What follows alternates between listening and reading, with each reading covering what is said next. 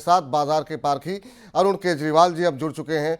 बाजार पर बहुत नज़दीकी से उनकी नज़रें रहती हैं और आज की जो गिरावट देखने को मिल रही है उनसे समझने की कोशिश करते हैं कि क्या कुछ ये आंकड़े कह रहे हैं। और अब 300 की ओर एनडीए का आंकड़ा बढ़ता हुआ 298 पे आता हुआ, और भी जो बाकी जगहों पे आंकड़े आ रहे हैं वहाँ पर कुछ जगहों पे 299 के आंकड़े भी हम देख रहे हैं। तो अभी हमारे यहाँ जो आंकड़े हैं वो 298 के आसपास हैं। इन आंकड़ों में अगर सुधार होता है तो क्या बाजार की स्थिति कुछ बदलती हुई दिखाई देगी? अरुण सर, बहुत बहुत स्वागत। बड़ा दिन, बड़ी गिरावट, हालांकि लोअर लेवल से थोड़ी रिकवरी आई है लेकिन दर्शकों में काफ़ी जो है घबराहट सी देखने को मिल रही है। लोग बाकायदा अपना बता रहे हैं कितना लॉस हो गया। कोई कह रहा है 1.5 लाख का लॉस हो गया, किसी को 20,000 का लॉस हुआ है, किसी को 60,000 का लॉस हुआ है। क्या ये पैनिक करने का वक्त है सर? बड़ा उचित सवाल है। और अगर आप देखें तो परिस्थिति ऐसी है कि शनिवार को जो आंकड़े आए थे एग्जिट पोल के, उसके बाद लोगों को लगा कि बिन मौसम की दिवाली आ गई है, सब कुछ ठीक ठाक हो गया है। और अगर जो उसके आंकड़े थे जिस हिसाब से, उससे ये लग रहा था कि 355 380 के बीच का एक आंकड़ा एनडीए के लिए था। मैंने और कई चैनलों पे ये कहा कि अगर ये 355-60 जो एक पोल ऑफ पोल्स का एक निर्णय आ रहा है, जी। अगर इसमें कहीं पर भी जी। एनडीए को 330 के नीचे नंबर आ गया तो बाजार में एक गिरावट देखेगी और देखी जाएगी। और अगर ये 330 से काफी नीचे आता है तो पैनिक होगा। आज शुरुआत में ऐसा लगा कि शायद ये 330 तो छोड़िए, 300 भी मुश्किल है। अब थोड़ा सा संभल रहा है। और जो सबसे बड़ा स्टेट है भारतवर्ष का, यूपी, जिसके अंदर बीजेपी को बहुत बड़ी बढ़त पिछले 2 इलेक्शन से मिल रही है, इस बार जैसे कहते हैं उनका प्रदर्शन काफी खराब रहा है। और इसको लेकर जो इंडिया ब्लॉक का जो नंबर है या आंकड़ा है वो काफी सुधरा हुआ है। जहां तक बाजार का सवाल है या निवेशक का सवाल है, अगर ये नंबर 273 भी नहीं आता तो शायद स्थिति और ज्यादा बदलाव की या डरावनी हो सकती थी। लेकिन अब ये कहा जा सकता है कि 273 वाला नंबर सुरक्षित दिख रहा है। तो सरकार एनडीए की ही बनेगी और आगे जाकर इसके अंदर में कुछ तोड़ मरोड़, ये सभी टाइप के कामकाज आगे जाकर होंगे, जिसको लेकर बाजार में कुछ, जैसे कहते हैं, मूविंग पार्ट्स देखने को मिलेगा। अगर आप निवेशक है, अगर आपकी अवधि लंबी समय की है तो आपको कोई घबराने की जगह नहीं है। मैं समझ सकता हूं कि ये कहना बहुत आसान है कि जो बाजार में गिरावट थी वो एक लेने का मौका था, लेकिन जब आग लगी होती है तो आदमी खुद को सुरक्षित करने की चेष्टा करता है, नए निवेश की वो चेष्टा नहीं करता। तो जी। परिस्थिति कुछ संभली है और आने वाले 1-2 दिन में ऐसा लगता है ये पूरी तौर पे संभल जाएगी। ठीक सर, ये नंबर्स अगर ये 300 के आसपास पहुंचते हैं जो अभी की दिखाई दे रहे हैं, क्योंकि अब 1.5 से ऊपर हो रहे हैं, तो हो सकता है 2-4-10 सीट ऊपर, 2-4-10 सीट नीचे, इतना परिवर्तन तो होता स्थिर, क्योंकि अब होते हुए आंकड़े दिखाई दे रहे हैं। तो क्या क्या आपको लगता है बाजार में रिकवरी आएगी अगर एनडीए 300 प्लस रहती है तो, या 300 के आसपास रहती है तो? देखिए, अगर ये नंबर 300 के आसपास इर्द गिर्द घूमता है तो सरकार एनडीए की बनेगी, ये तय हो जाता है। जी। अगर सरकार उनकी बनती है तो रणनीति जो आज तक देखी गई है, जो इंफ्रास्ट्रक्चर पे स्पेंडिंग हुआ है, जो मेक इन इंडिया के कार्यक्रम है, ये सब वैसे के वैसे ही रहेंगे। ये बाजार के लिए पॉजिटिव न्यूज होगा। जो बदलाव, जो रिफॉर्म्स की बात हो रही थी कि मोदी 3.0 में बहुत कुछ चेंज होगा, क्योंकि उनके पास संख्या नहीं है। अब वो सब जो है एक बार के लिए भूल जाना चाहिए, वो सब बदलाव नहीं होंगे। बाकी जो सीमित दायरे में काम हो सकता है उतना ही होगा। लेकिन अगर आप मुझे पूछें तो अगर आपके पास में वो एक मेजॉरिटी फोर्स ही होता तो प्रदर्शन अच्छा रहता है, कामकाज अच्छा रहता है। खाली पॉलिसी रिफॉर्म वाली चीजें एक बैक सीट पे चली जाती हैं। ठीक। चलिए इस बीच जो है कुछ एक सेक्टर में बात कर लेते हैं सर। आज जहाँ पिटाई देखने को मिल रही है सबसे ज़्यादा, निश्चित रूप से वो वही शेयर हैं जो कि पहले काफ़ी चले थे पीएसयू क्षेत्र में, और पीएसयू में भी हम देख रहे हैं। रेलवे पे आपकी राय जानना चाहेंगे। रेलवे शेयरों में लोगों ने काफ़ी पैसे बनाए भी, प्रॉफिट भी बुक किया, बहुत लोगों ने बहुत ऊपर के लेवल पे जा कर के भी लिया।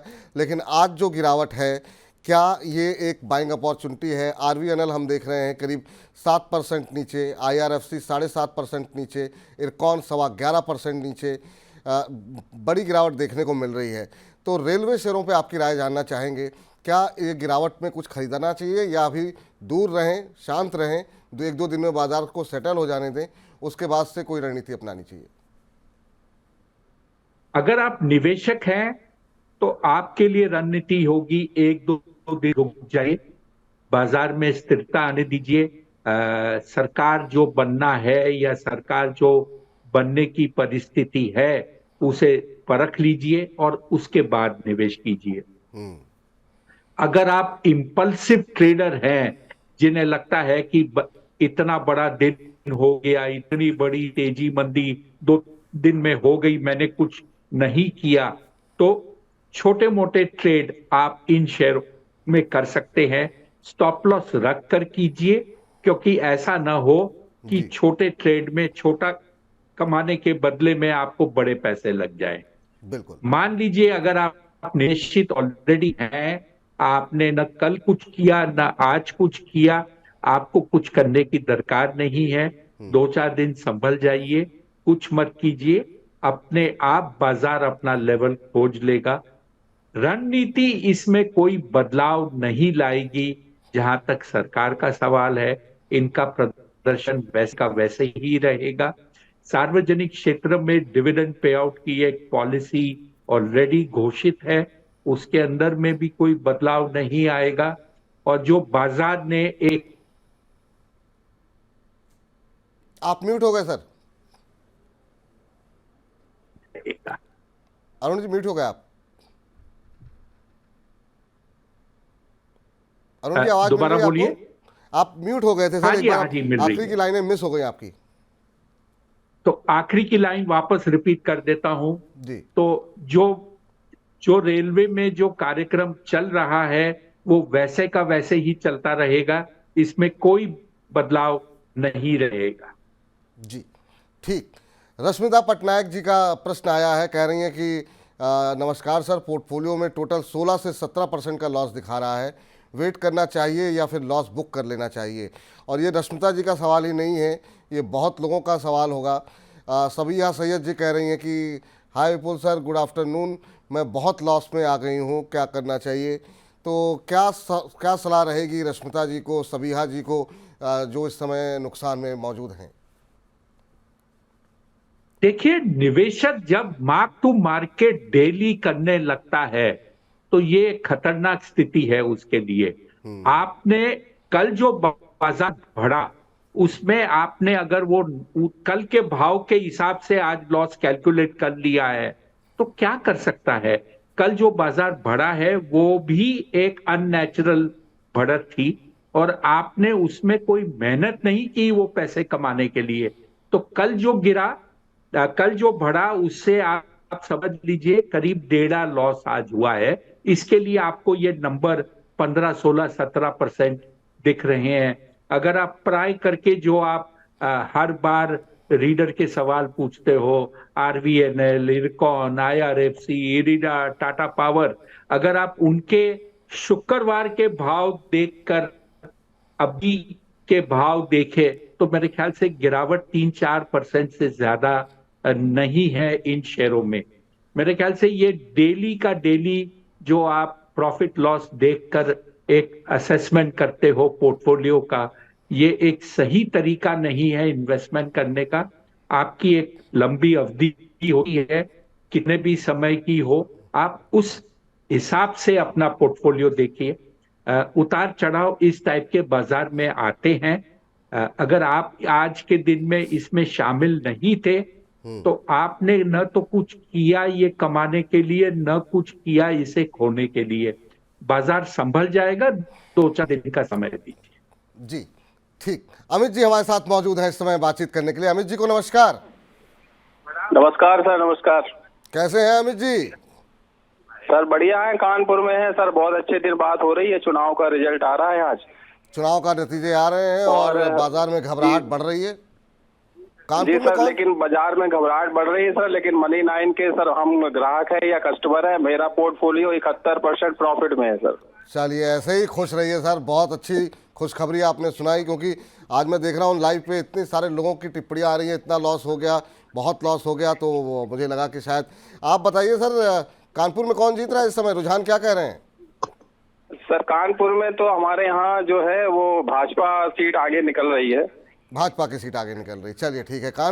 उत्तर प्रदेश ने इस बार जो है सबको चौंकाया है और वहाँ पे जो नतीजे निकल करके आ रहे हैं, बड़ी चुनौती जो है वो आने वाले समय में योगी सरकार के लिए वहाँ पर आती हुई दिखाई दे रही है। क्या सर प्रश्न है आपका? प्रश्न पूछिए। सर प्रश्न हमारा है सर, कैनरा बैंक है 27 रुपए में 100 शेयर है सर। कैनरा बैंक 27 रुपए पे 100 शेयर, 27 रुपए पे?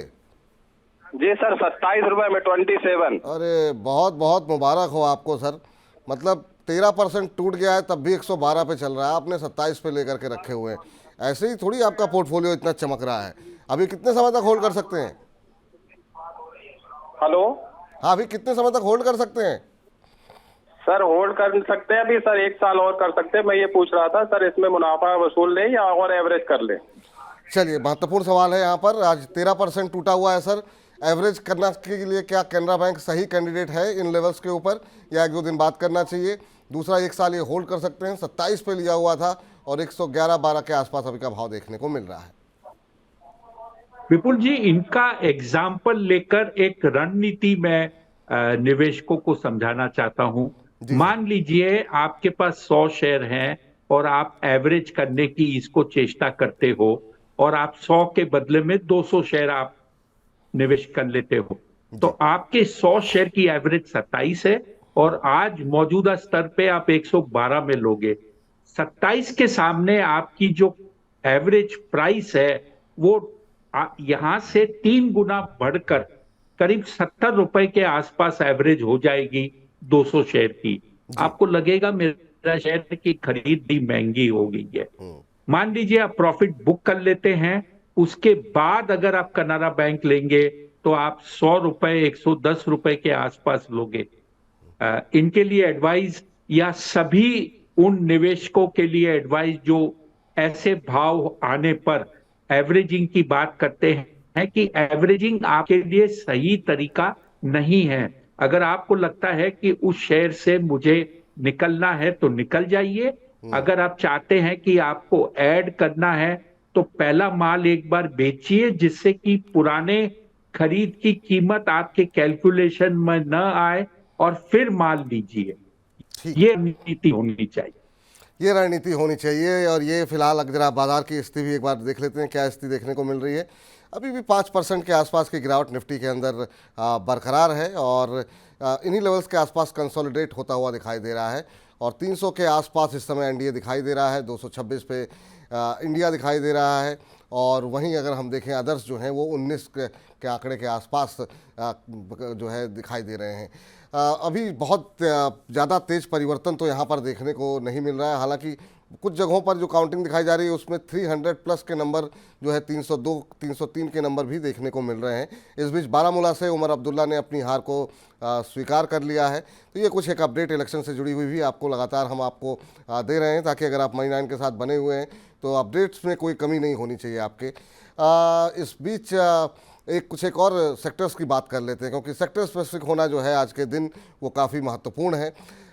सबसे ज़्यादा जो पिटाई हुई वो पीएसयू बैंक की हुई और उसके बाद हम देख रहे हैं कि अच्छी खासी पिटाई जो है वो तेल गैस में देखने को मिल रही है, और मेटल भी जो है आज अच्छा खासा टूटा है, 8.5% से ज़्यादा मेटल शेयर टूटे हैं। मेटल का गवर्नमेंट से क्या मतलब सर? ये मेटल में इतनी गिरावट क्यों रही, या फिर बड़ी मुश्किल से तो मेटल शेयर चलना शुरू हुए थे, इंटरनेशनल मार्केट में भी कीमतें अब होती हुई दिखाई दे रही हैं, अभी मेटल में गिरने की वजह आप क्या मानते हैं? और या फिर सेंटिमेंट की वजह से गिरा है, क्योंकि गिरावट ज़्यादा है यहाँ पर, 8.9% नीचे है।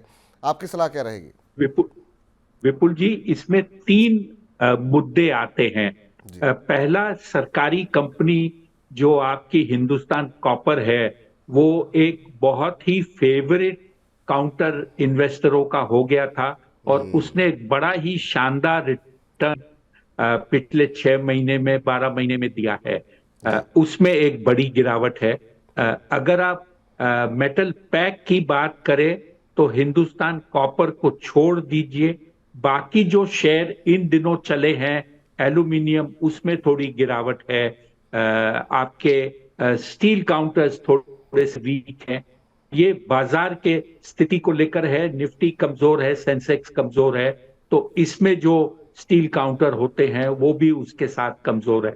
तो ऐसे पर्टिकुलर कोई कारण नहीं कहा जा सकता कि मेटल की कमजोरी कोई पर्टिकुलर कारण से है, लेकिन क्योंकि आपका निफ्टी 5% नीचे है, इसमें कुछ शेयर का दबाव ज्यादा होने के कारण ये 8, 8.5% नीचे है। जी। तो ये मेटल में सर क्या कोई रणनीति अपनानी चाहिए क्या? कुछ खरीदारी की सोचना चाहिए या नहीं सर? विपुल जी, अगर आप निवेश करना चाहते हैं बाजार में इस समय, तो एक छोटी सी रणनीति अपनाइए। 100 रुपए आप निवेश करना चाहते हैं, उसमें से 10 से 12 रुपए मौजूदा स्तर पे इन्वेस्ट कीजिए। 5-7 दिन की अवधि के बाद दूसरा 10-15 रुपया निवेश कीजिए। ऐसे उसको स्टैगर्ड वे में 1 महीने में आपका पैसा निवेश कीजिए। जी। उस पीरियड में सरकार जो बननी है, सरकार की जो स्थिति होगी, बजट भी तब तक आ जाएगा, तो आपका एक पोर्टफोलियो नया इन्वेस्टमेंट का तैयार हो जाएगा, और आपको कोई भी बाजार में उतार चढ़ाव, उसका अपने आप एडवांटेज मिल जाएगा, क्योंकि आपने सब कुछ एक में नहीं निवेश किया। ठीक। सर, बहुत सारे लोगों के सवाल जो आ रहे हैं वो पावर को लेकर के भी आ रहे हैं, कि पावर का क्या होगा। सरकार खैर अब तो फिलहाल ऐसा लग रहा है अभी के आंकड़ों से कि एनडीए की बन रही है, बीजेपी पूर्ण बहुमत में नहीं आई है, लेकिन एनडीए की सरकार बनती हुई अभी तक के आंकड़े जो है वो दिखा रहे हैं, जो रुझान है। क्या आपको लगता है कि सरकार बदलने से पावर कंपनियों का के क्षेत्र में काम होना बंद हो जाएगा? क्योंकि जिस तरह की गर्मी पड़ रही है, डिमांड तो इनकी बरकरार ही रहेगी। पावर में जो जिस तरीके की गिरावट है, क्या यहाँ पर कोई अपॉर्चुनिटी तलाशनी चाहिए? क्योंकि ऑलरेडी काफ़ी ज़्यादा जो है तेज़ी यहाँ पर आ चुकी है। और निजी या प्राइवेट, कहाँ पे आपको ज़्यादा उम्मीदें दिखाई दे रही हैं तेज़ी की भविष्य में? सर, सबसे बड़ी जो तकलीफ लोगों को हो रही है वो कल की तेजी से हो रही है। कल जो बाजार में तेजी हुई है, उसके बाद आज जो गिरावट है, ऐसा लगता है कि पहाड़ टूट चुका है। अगर आप कल की तेजी माइनस कर दे, शुक्रवार के भाव ले, तो न तो बाजार में कोई बहुत बड़ा पैनिक आया है, न कोई बहुत बड़ी गिरावट है। अपन उसी स्तर पर घूम रहे हैं जो आप समझिए मई की शुरुआत में जो निफ्टी के स्तर थे। बहुत ज्यादा फर्क नहीं रहा है। ये जो एक ही दिन में कल जो तेजी देखने को मिली, उसका असर दिख रहा है। जहां तक क्षेत्र का सवाल है, पावर का डिमांड, खपत, इंडिविजुअल कंजम्पशन जो है, ये सब में बड़ी तेजी होती रहेगी। कोई इसे रोक नहीं सकता। मेरे ख्याल से शॉर्ट टर्म इंपैक्ट पूरे बाजार में देखा जा रहा है। लॉन्गर टर्म इंपैक्ट पावर क्षेत्र पे पॉजिटिव ही रहेगा। और कोई भी सरकार, मैं मानता हूं कि कुछ सरकारों ने बिजली फ्री दी है, लेकिन वो जहां पे फ्री दे रहे हैं, ये देख रहे हैं कि कई तरह के प्रॉब्लम्स उसके साथ अब आ रहे हैं। जी। अब सर चलिए, ये तो बात हो गई कि पावर की आवश्यकता तो कोई भी हो, सरकार जो है उत्पादन बढ़ाना ही पड़ेगा, उस क्षेत्र पे काम होता रहेगा। लेकिन क्या अगर भारतीय जनता पार्टी अपने दम पर अगर सरकार नहीं बना पाती है और जैसा कि नंबर्स कह रहे हैं एनडीए आती है, तो क्या जो रक्षा क्षेत्र है वहाँ पे खर्चा घटेगा क्या? क्योंकि यहाँ पर हमने देखा कि शेयरों ने तो अच्छा प्रदर्शन किया, काफ़ी ज़्यादा निवेश भी यहाँ इस क्षेत्र के अंदर किया गया और हमने देखा कि बहुत एचएल को लेकर के, बीईएल को लेकर के, बीडीएल को लेकर बहुत सारे सवाल आए हैं। तो इंडिविजुअल स्टॉक्स पे अलग अलग बात करें, उसमें टाइम ज़्यादा जाएगा।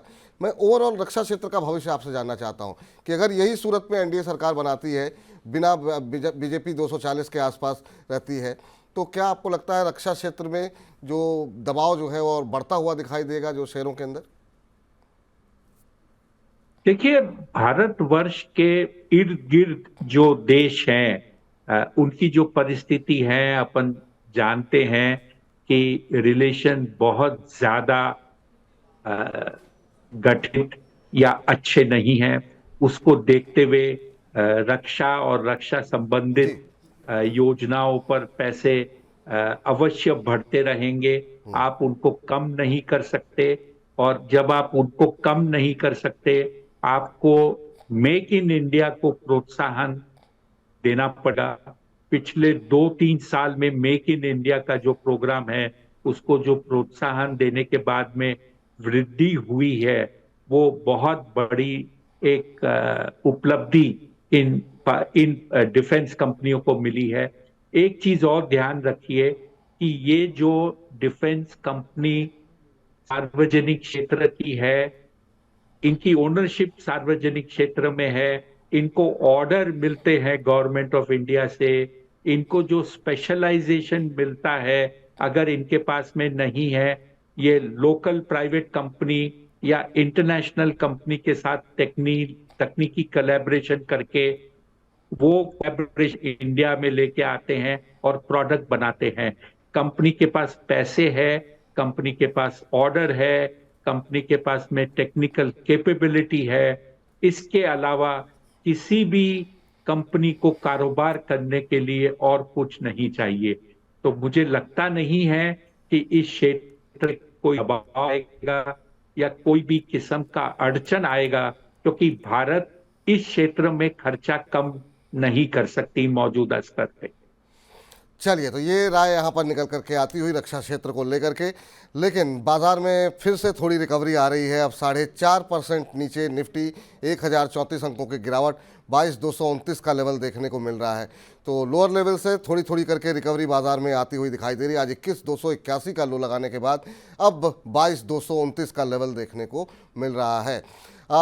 चलते चलते सर, अगर यही स्थिति रहती है, नंबर यही रहते हैं, चेंज नहीं होते, कोई बड़ा बदलाव नहीं होता है, 295 के नंबर हमारे पास चल रहे हैं, 295 से 300 के बीच में एनडीए, 230 के आसपास इंडिया अलायंस और 240-242 के आसपास बीजेपी।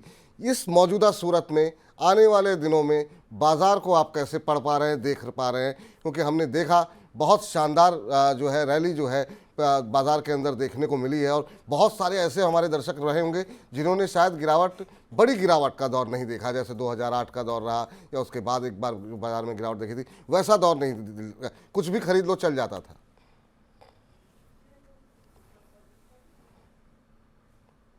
विपुल जी, आने वाले समय में आपको स्टॉक चुनकर निवेश करना पड़ेगा।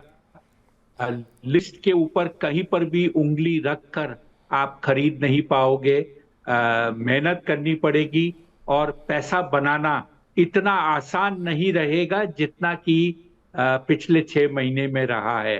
पैसा बनेगा, ये भी अवश्य है, लेकिन कुछ मेहनत करके और जिससे पसीना बहाना पड़ेगा उसके लिए। जी, चलिए सर, बहुत बहुत शुक्रिया, बहुत बहुत धन्यवाद आपका आज की इस चर्चा में जुड़ने के लिए, और इतने बड़े दिन, इतनी बड़ी गिरावट में हमारे दर्शकों का हौसला बढ़ाने के लिए। बड़ी लोगों की टिप्पणियां थी, लेकिन वाकई में आप सभी के लिए सलाह ये है, धैर्य रखिए, धीरज रखिए, और कल की तेज़ी को ध्यान मत रखिए। बाजार में इतनी बड़ी गिरावट नहीं है अगर हम उससे पहले की बात करें तो। हाँ, कल अगर आपने इस तेज़ी में पैसे लगाए होंगे तो निश्चित रूप से आपको लग रहा होगा कि बहुत बड़ा लॉस हो गया। लॉस उतना बड़ा नहीं है, लेकिन हाँ, धैर्य रखिए, धीरज रखिए, आगे अपॉर्चुनिटी मिलती रहेगी, और बाजार यहीं समाप्त नहीं हो रहा है। फिलहाल की स्थिति में जो मौजूदा करंट आंकड़े हैं उसमें 200 295, यानी एनडीए की सरकार बनती हुई दिखाई दे रही है बिना भारतीय जनता पार्टी के पूर्ण बहुमत के। और जो है इंडिया जो है 230-232 के आसपास फिलहाल चलता हुआ दिखाई दे रहा है। बहुत बहुत शुक्रिया सर, बहुत बहुत धन्यवाद आपका आज की चर्चा में जुड़ने के लिए। हमारी इस खास पेशकश में इतना ही। लगातार मनी 9 के साथ बने रहिए। नमस्कार।